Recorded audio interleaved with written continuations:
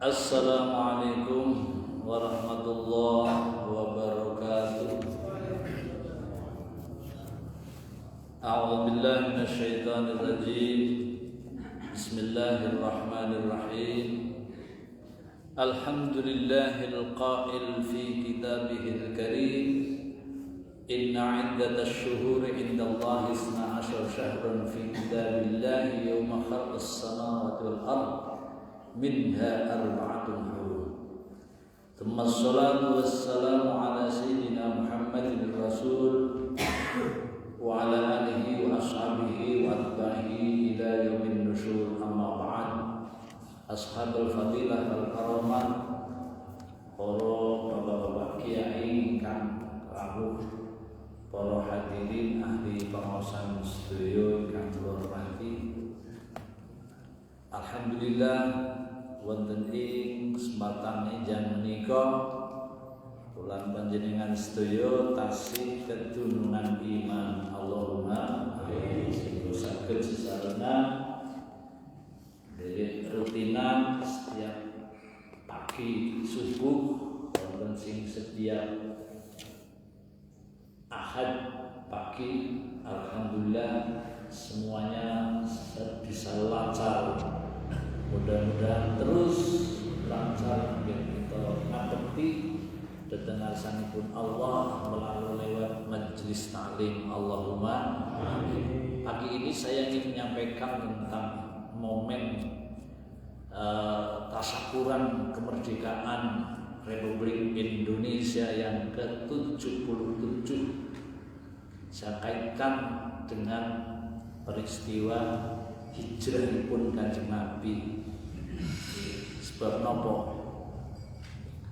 Memang perjuangan kemerdekaan Republik Indonesia niku mirip kalian peristiwa hijrah Kanjeng Nabi Agung Muhammad sallallahu alaihi wasallam. Mila kebetulan kalau ini pada saat upacara 17 Agustus romen-romene kula dadi inspektur upacara, terus membaca sekilas tentang jas merah. Pak Haji Taswan paham ya jas merah? Sambutannya gubernur. Jangan melupakan ya sejarah, jasa-jasanya para pejuang. Nah, kulo imbangi kali jas hijau. Di anak jas merah, anak jas hijau. Jas hijau sinopo? Ya jangan sekali-kali melupakan jasanya para ulama. Nah, Indonesia ini kan sebelum merdeka namanya masih Nusantara. Huruf-huruf yang istimewa Nusantara. Jadi dari dulu memang orang Jawa niku menggunakan istilah niku istilah sing hurufe niku matis banget. Cara wong desa kan matis banget nggih. Hurufe sangat nggih, kaya wali sangat, mbok hurufe sangat, Nusantara hurufe sangat. Ya, terus apa maneh menjadi Indonesia kan sangat. Dasar negara Pancasila sangat. Ya wali sangat niki angka sangat niku angka sing istimewa, Bu. Diping ping pira bae ketemune sangat. Sangat ping loro 18, 8 karo 1 sangat ping 3 23. 7 karo loro karo 7 sangat ping 3 30 6 3 karo 6 sangat ping 10 karo 0 sangat iki sangat ping sangat 81 karo 1 sangat angka sing angka degleng iki lah. Nggih kene kan degleng ya. Nggih. Ki Pak bikin nggih. Paham ya wong tuwa. Degleng. Zaman kula cilik udah siki ora ngerti degleng wong. Lah niki. Jadi angka yang paling tinggi lah hitungan Arab niku ketemune sururun. Sururun wa huznun wa istimamun wa furqatun wa usrun wa yusrun wa usrun summa sahmun wa afiyah. Nek gulu ketemune afiyah, nek sanga sururun maknane bahagia. Gawe jeneng niku ya cepalangan sing ketemune main. Jadi niku lho. Nggih. Wong hitungan wong Arab ya nganggo neptu, wong Jawa ya nganggo neptu.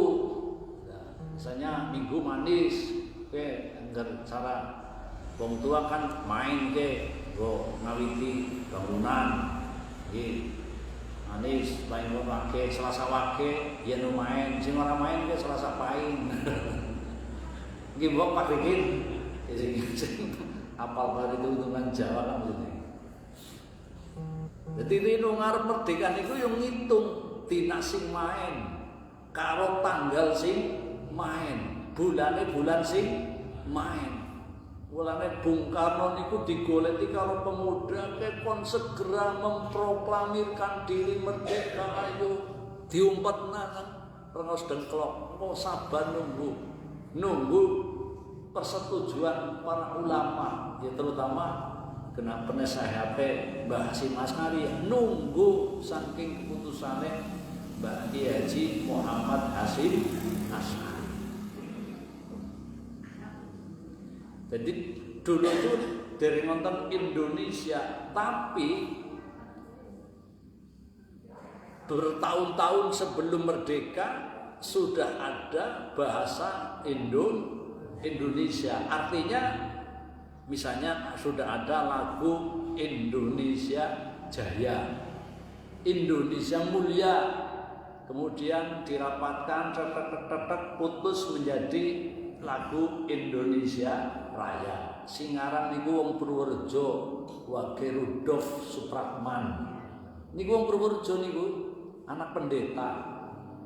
Nggih, tapi beliaunya kemudian ceritanya besar di Makassar, kemudian pulang ke Jakarta, terakhir ada di Surabaya, di apa jenengane, diulesi cara Islam. Itu artinya kan beliau akhir hayatnya adalah beragama Islam. Durung nganti merdeka dheweke nek sampun sedo.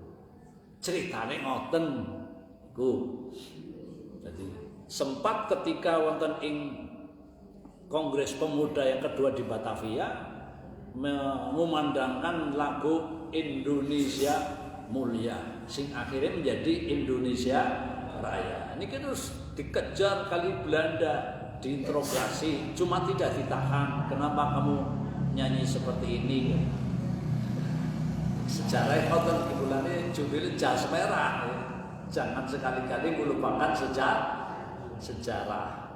Niki setelah tenggelam tidak boleh dinyanyikan mulai tahun 30 lagu ini Indonesia Mulia, maka akhirnya ulama besar dari Tebuiren, bukan dari Tebuiren, dari Tambak Beras Jombang, panjenenganipun Kiai Haji Abdul Wahab Hasbullah mengaransemen lagu ini lagu Yalal Waton, diambil dari jargon Hubbul Waton minal iman. Niku ngoten.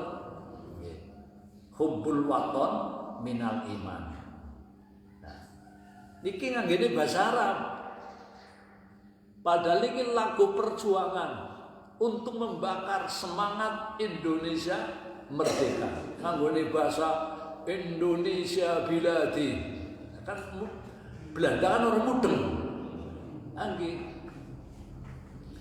Pas ada apa namanya Muktamar NU yang ke-11 tahun 36 di Kalimantan Barat. Nah, niku lagu niki berkumandang. Nganggone nek bocah-bocah NI niku pada apal kabeh nganggo lagu. Iya lho. Rin dereng wonten terjemahan. Iki tesi mulus bahasa Arab. Sing ngerti ya hanya para kiai biyen. Orang kaya kiai siki. Biyen nek wis disebut kiai nggih niku mesti pinter bahasa Arab, mudeng nek wonten wong ngomong Arab. Gresiki lah. Nggih, ya nyuwun ngapunten iki ya sekedar kritik membangun niku ora nyindir ora niki. Dadi kapasitas kiai biyen kali kiai siki niku pancen mandan. Ya ora ado, mandan lawas. Mandan beda niku. Ya bedanya apa ya? Kiai dia pinter bahasa Arab, kiai siki bisa pinter bahasa pasar. Bahasa pasaran itu. Sing angel malah Arab pasaran niku. Nggih. Lah wong aina taskunu golek takon fin intasaf fin apa? Fin fi aina. Fin taruh golek takon iki. War mendi kowe. Orang aina tadhabu. Fin taruh. Fin taruh jan apa kowe? Dia baru mengendi kayak gue. Itu bahasa Arab pasaran. Kita koni ya naam, angger sana naam. Bisa sering ngomong kita koni ngomong bahasa Arab ngomong iya ya gue aywa. Kejenane Arab pasaran. Jadi napa jenengane Indonesia niki riyin kan jenengane Nusantara. Setelah merdeka niki menjadi Indonesia. Indonesia itu asal kata dari Indos nomos. Ya, Indos itu kepulauan, nomos itu yang indah, kepulauan yang sangat indah. Panjenengan mangriki dulung Nusa Kambangan dalam pulone kang indah. Kenang Jepara, Karimun Jawa niku nggih pulone indah.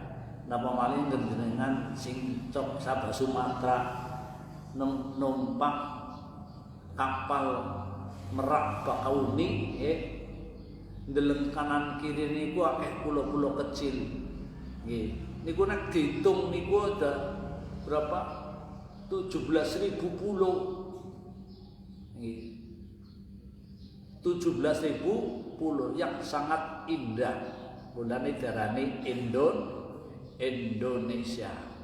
Nah, mila kula matur bahwa sejarah perjuangan kemerdekaan RI itu mirip dengan sejarah hijrahipun Kanjeng Nabi Agung Muhammad sallallahu alaihi wasallam. Pakai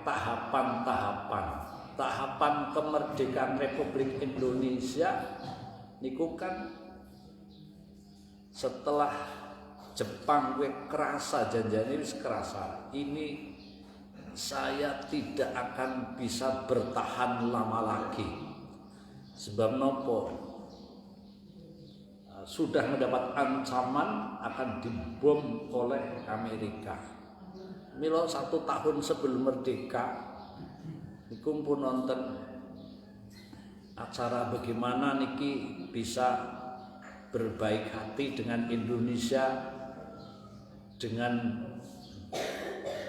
nopo ngelatih perang terhadap pemuda-pemuda Indonesia, anak-anak pondok yang sudah berusia 17, 18 sampai 25 tahun niku dilatih perang oleh Jepang. Tadinya supaya masuk menjadi tentara Heiho. Tapi kan boten purun koordinasi kalian panjenenganipun Kiai Haji Wahid Hasyim, Abdul Wahid Hasyim, putrane putra mbajene Simbah Kiai Haji Muhammad Hasyim Asy'ari.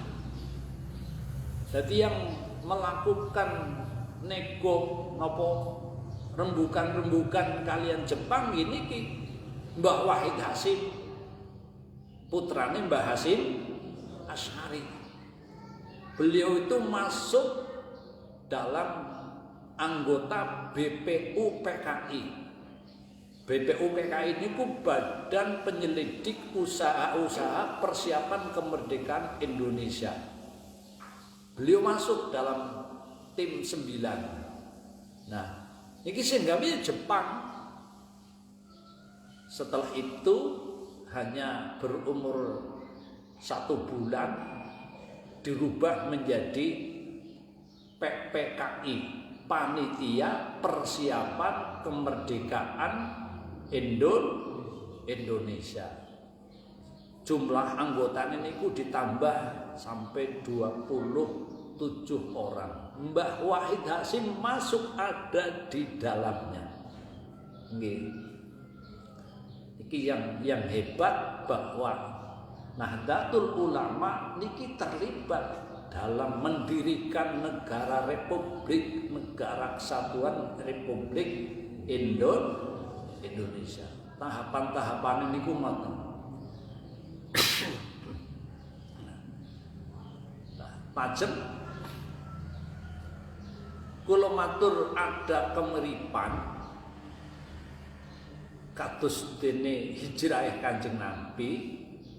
Kanjeng Nabi kan proses hijrahnya ini karena di Mekah itu dijajah agamane, dijajah ekonomine, dijajah segala-galane oleh kafir Quraisy. Mulane Kanjeng Nabi didhawuhi kon semingkir dulu gule ngatur strategine niku saking kota Yasrib. Yang akhirnya kota Yasrib berubah menjadi Madinatul Munawwarah. Emang Indonesia niku dari Nusantara menjadi Indonesia. Karena Yasrib menjadi Madinatul Munawwarah. Di Madinatul Munawwarah niku juga pakai tahapan-tahapan berdasarkan piagam Madinah. Jadi piagam Madinah cara nangaring Jakarta niku yo piagam Jakarta. Gini ki yang merumuskan PPKI, Panitia Persiapan Kemerdekaan Indonesia. Sing rumus Pancasila dan Undang-Undang Dasar 1945. Ya, kula niku mau matur rada mirip ya mirip kalian perjuangan Kanjeng Nabi. Kanjeng Nabi juga bikin undang-undang. Kuli gawe undang-undang niku setelah semingkir, setelah hijrah, setelah pindah datang kota Yasrib menjadi piagam Madinah. Nggih. Ini adalah sebuah dokumen resmi yang disusun oleh Nabi Agung Muhammad sallallahu alaihi wasallam. Wong niku angger membaca undang-undang gaweane Kanjeng Nabi kalian kaum Muhajirin, kaum Ansor dan orang Yahudi, orang Majusi di sana gawe bareng. Niki pasti akan jadi orang baik. Angger wong niku paham mengikuti terhadap piagam Madinah. Nggih. Kulo gadah kitab niku. Tenggene Khaliqul Maktum niku wonten. Niku lho pas lagi jalan-jalan nang toko kitab nang toko mall niku toko kitab. Loh, jangan kitab kok main temen ana hubungannya karo jenengane piagam Madinah. Niki dokumen resmi sing isine niku suatu perjanjian formal antara beliau dengan semua suku dan agama di Yasrib. Tahun pertama Kanjeng Nabi hijrah beda setahun langsung menentukan sikap. Yo beda karo napa jenengane Indonesia. Setelah Bung Karno memproklamirkan diri kemerdekaan Republik Indonesia, 1 hari kemudian PPKI, Panitia persiapan kemerdekaan Indonesia niku kumpul sidang wonten ing Gedung Kesenian Jakarta. Siji menentukan tentang presidennya siapa. Lho wingi tanggal 17 kan bene memproklamasikan. Nah, tanggal 8 serapat sepakat pilihan sejumlah 27 orang sepakat Bung Karno yang menjadi presiden, wakile Hatta. Ini ku. Jadi anggerana wong pada ojel ke Bung Karno kan lu presiden ora sah. Ini sing ngesakna sedisi dewek wis sing ngacung NU. Nggih. Bung Karno wis sah menjadi presiden waliul amri ad-daruri bisyauqah, tegas NU. Liyane ya terus mempermasalahkan maut. Tapi NU mboten sah iki Bung Karno. Mantep kok sing ngendikaken sah niku Hadratus Syekh Rois Akbar. Dulu bukan Rois Am tapi Rois Akbar Nahdlatul Ulama. Ketuane kudu ketua nggih Pak Musri. Tapi apa presiden NU? Oh, dan jenengane Hasan Gipo. Nggih. Makom itu ku nang ngajeng Masjid Sunan Ampel ngarepe udu mburine. Nek mburine niku kan makome Sunan Ampel nang mburi masjid. Terus ten mriku wonten pahlawan haji. Sing biyen haji pesawat nang hancur nang Kolombo jeblok. Lah niku para syuhada haji niku dikubur di belakang Masjid Sunan Ampel. Wonten 150-an apa pinten lah. Niku mati naring napa wong sing Jawa Timuran niku pesawat nggawa jamaah haji wong Jawa Timur niku dikubur nang mburi Masjid Sunan Ampel. Terus Mbah Bolong niku nggih nang Sunan mburi Masjid Sunan Ampel. Mbah Bolong ki Mbah jenengane Mbah Ki Soleh niku angger rina ada problem masjid iki kurang iblat terus dienceng-encengna. Mbah Bolong niku cukup mbolongi niki pengimaman Masjid Sunan Ampel. Wis lurus salate kae keton kangkene Ka'bah ya mbok. Mulane terkenal Mbah Bolong. Jadi nang Sunan Ampel niku banyak orang-orang istimewa. Nek teng ngajeng persis ngajeng masjid napa jenengane Sunan Ampel niku makam ada sekitar ya seratusan makam di situ sing wonten batu nisane dan tulisane Haji Hasan Gipo. Nggih. Niku Sunan Ampel. Ya kula ngger mriku ya orang sing bala sih serampung ziarah Sunan Ampel terus biasanya pada selek kepengin belanja wis kula nyingkur wis anggone Mbah Presiden pertama NU niku Hasan Gipo. Rinjare presiden. Presiden sing kula hormati, kula matur mandan ada pemiripan karena Kanjeng Nabi juga melakukan hal-hal yang mirip nggih menika adanya piagam Madinah yang isinya suatu perjanjian resmi antara beliau Kanjeng Nabi kalian semua suku, semua agama yang ada di Yasrib, semua suku yang ada di Yasrib, suku Khazraj, suku Aus, dari kelompok Bani Nadir, Bani Qainuqa dan lain-lain sebagainya. Dari semua agama tahun pertama hijrah tengene kota kitab apa jenenge Khalidatul Maktum niku tahun 622 Masehi. Beliau mengadakan satu perjanjian piagam Madinah. Mulane dijenengi Madinah. Perjanjian di Madinah. Dan ini budaya baik atau tradisi baik. Niku manane Madinah. Budaya baik atau tradisi baik. Tujuannya nopo? Ya untuk menghentikan pertikaian sengit antara Bani Aus, orang Yahudi, Bani Quraidah, Bani Khazraj, dari Yahudi juga, Bani Nadir, sama-sama orang Yahudi tapi bertikai terus yang sudah berlangsung 120 tahun. Justru yang mendamaikan adalah Kanjeng Nabi Agung Muhammad Sallallahu Alaihi Wasallam.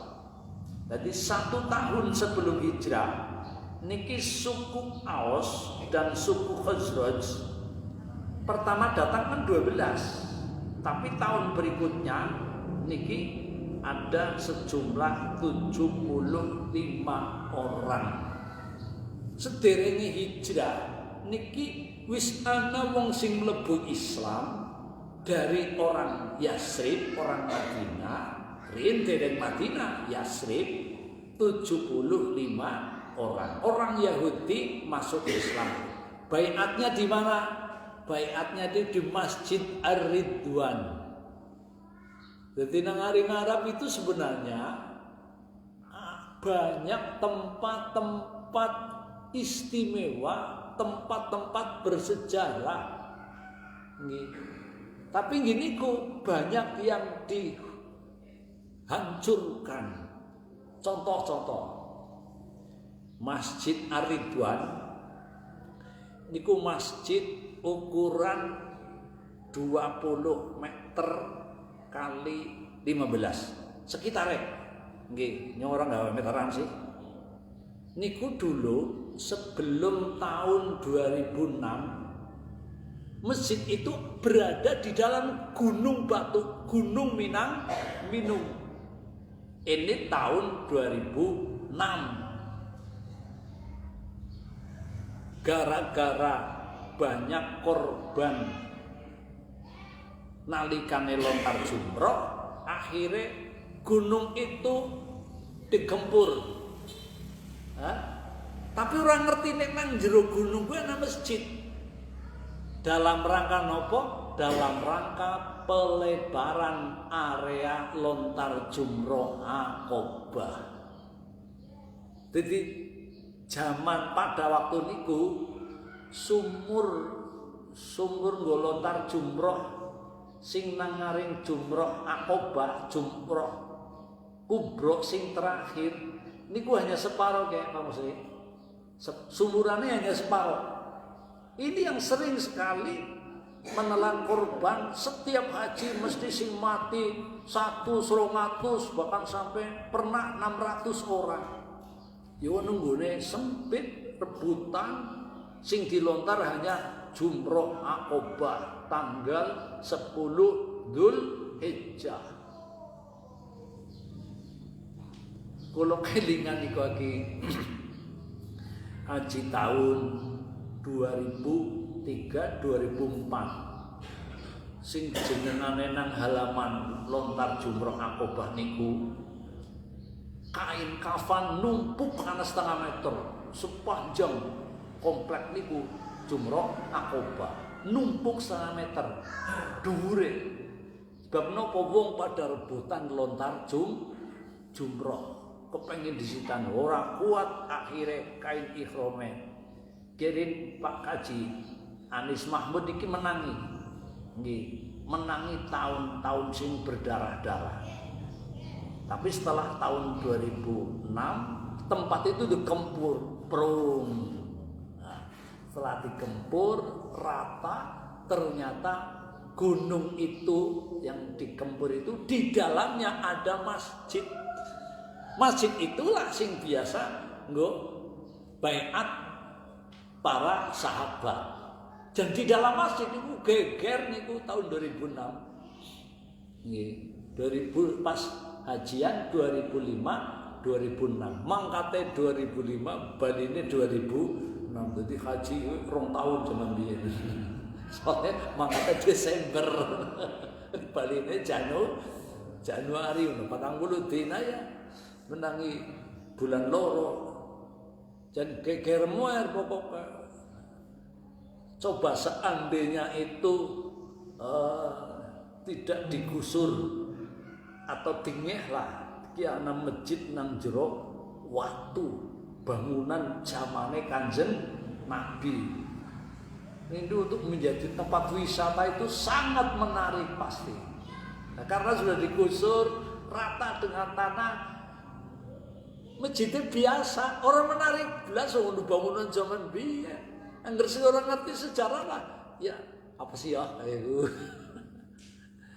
Dan kita.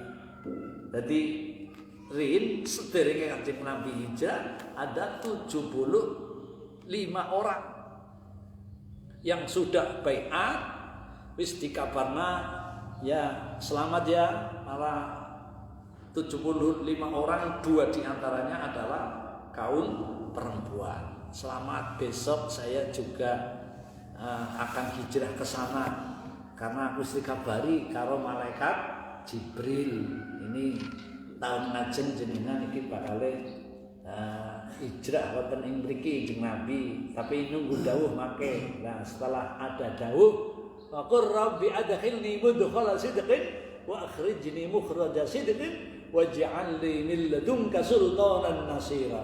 Lah niku nunggu Kanjeng Nabi persiapan untuk berangkat hijrah diawali dari para sahabat. Jadi piagam Madinah antara lain, tidak akan saya bacakan semua. Babanu anu akeh banget. Hadza kitabun min Muhammadin bainal mu'minina wal muslimin min Quraisyin wa Yasrib. Wa man tabi'ahum falahiqa bihim wa jahada ma'ahum. Ini adalah keputusan Muhammad untuk orang-orang mukmin dan orang-orang muslim dari Quraisy, kaum Muhajirin Mekah dan pendatang ya, dan orang-orang Yasrib, kaum Ansor Madinah pribumi, dan para pengikut mereka, para relasi mereka, dan berjuang bersama mereka. Innahum ummatun wahidatun min dunin nas. Niki pasal yang pertama tentang piagam Madinah. Sesungguhnya mereka adalah satu umat berbeda dari komunitas manusia lainnya. Yang kedua dan ketiga dan seterusnya, wa innal mu'minina la yatrukuna mufrahan bainahum ayyatu bil ma'ruf fi fida'in aw aqlin. Sesungguhnya orang-orang mukmin tidak boleh membiarkan orang yang berat menanggung beban. Beban ini apa? Jangan sampai membiarkan orang-orang yang kelaparan, membiarkan kaum du'afa. Ngoten ya. Ada penyapaan, ada santunan, ada pemberian sesuatu kepada orang-orang yang tidak mampu lah. Wala yaqtulu mu'minun mu'minan fi kafirin. Orang mukmin dilarang membunuh sesama mukmin lantaran dia membunuh orang kafir. Mati orang kafir, mati ini enggak boleh. Niki pun menjadi perjanjian. Wala yansuru kafirun ala mu'minin. Ala mukmin. Orang mukmin tidak boleh menolong orang kafir lantaran membunuh orang mukmin. Nggih. Kemudian beberapa hal apa jenengane piagam Madinah itu sampai ada berapa 50 pasal begitu. Ya salah satunya ini ku pasal per pasal sing kula catat niki, sesungguhnya orang Yahudi yang mengikuti kita berhak atas pertolongan dan santunan sepanjang apa jenengane orang-orang mukmin itu tidak terdolimi dan ditentang olehnya. Selama orang Yahudi itu tidak berbuat dolim, niki berhak mendapat pertolongan. Ini salah satu di antara isine piagam Madinah. Wonten malih orang musyrik Yasrib yang ada di Madinah sing pada nyembahi patung dilarang melindungi harta dan jiwa orang musyrik Quraisy Mekah maksudnya, dan tidak boleh bercampur tangan melawan orang beriman. Jadi pada penyembah berhala antarane wong Madinah karo wong Mekah pada penyembah berhala niki dilarang melindungi harta dan jiwanya orang musyrik Quraisy. Niku ngoten, niku mun sepakat. Alamani wa innal yahuda yunfiquna ma'al mu'minina madamu mujanibi. Madamu mujanibi apa muharibin. Kaum Yahudi memikul biaya bersama orang mukmin selama dalam peperangan. Jadi nuwun sewu, senajan niki wong Yahudi kalau sudah mengadakan perjanjian niki kan gerana wong Mekah datang nyerang Abu Jahal dan kawan-kawan niki bareng-bareng mbelani Kanjeng Nabi senajan ge wong Yahudi tapi mbelani umat Islam. Istimewa kan? Ya orang beda karo nuwun sewu wong Indonesia, meskipun beda agama antarane Islam, Hindu, Buddha, Katolik, Protestan. Ketika dilawan nang wong Islam Taliban misalnya, dilawan karo wong Islam Suriah misalnya, senajan kana wong Islam kene wajib bedajan kono beda agama karo nyong untuk kompak. Ngoten niku kan mirip, Mbok. Kalian apa jenengane ingsine perjanjian yang dilakukan oleh tokoh-tokoh nasional. Terus wonten malih kaum Yahudi dari Bani Auf adalah satu umat dengan mukminin meskipun itu orang Yahudi. Bagi kaum Yahudi agama mereka dan bagi kaum muslimin ya agama mereka niku sing dijabarkan lakum dinukum waliyatin. Jadi apa jenengane meskipun berbeda-beda agama tapi bisa membangun kebersamaan. Niku jan persis kados yang dimufakati dening para pendiri negeri ini. Sing jelas niku pada bagian akhir bahwa sesungguhnya inna hadzal kitab piagam Madinah ini tidak membela orang zalim dan orang yang khianat, dan sesungguhnya Allah adalah penjamin orang yang baik dan takwa. Inilah antara lain isi daripada piagam Madinah. Jadi setelah kula baca niki dening kok banyak kemiripan dengan kebijakan-kebijakan, keputusan-keputusan di dalam Undang-Undang Dasar 1945 yang disepakati oleh para pendiri negeri ini. Mboten namung niku tahapan-tahapan berikutnya pun demikian.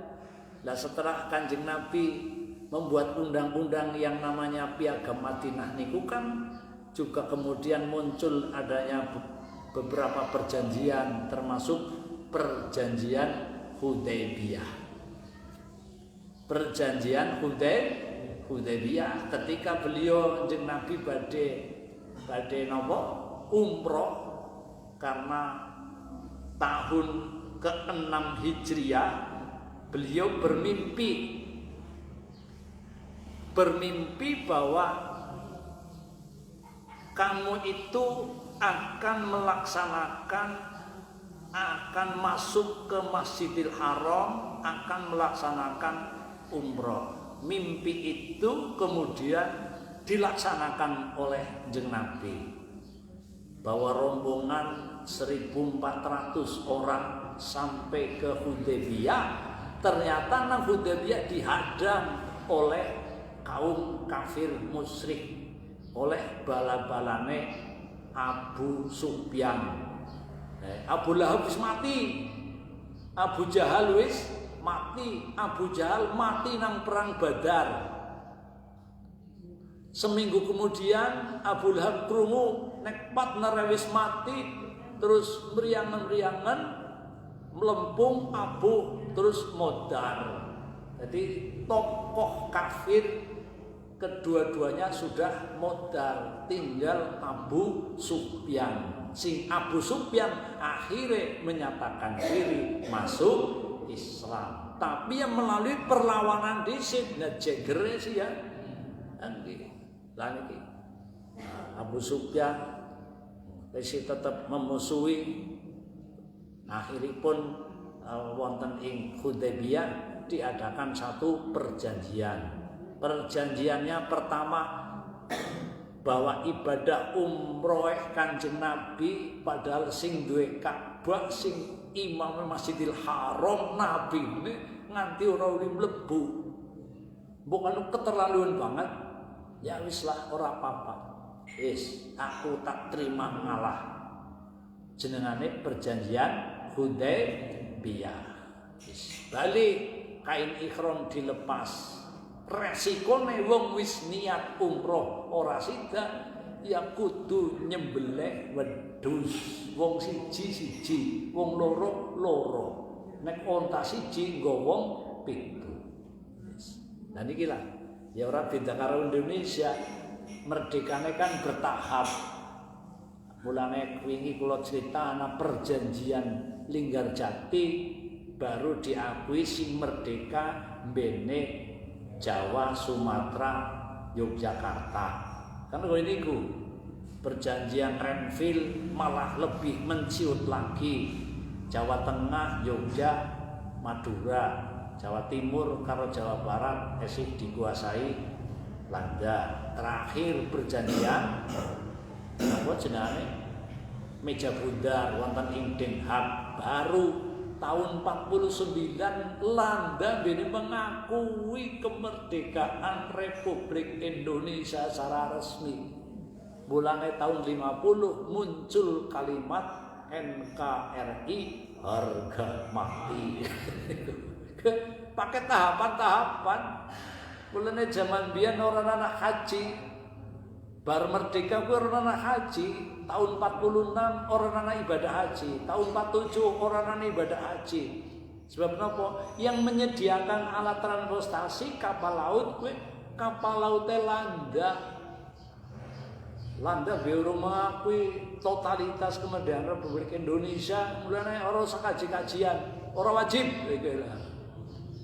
tegas nih gula. Mbah Hasyim Asnari menyarankan untuk tidak bekerjasama dengan Belanda, mulane tidak ada ibadah haji.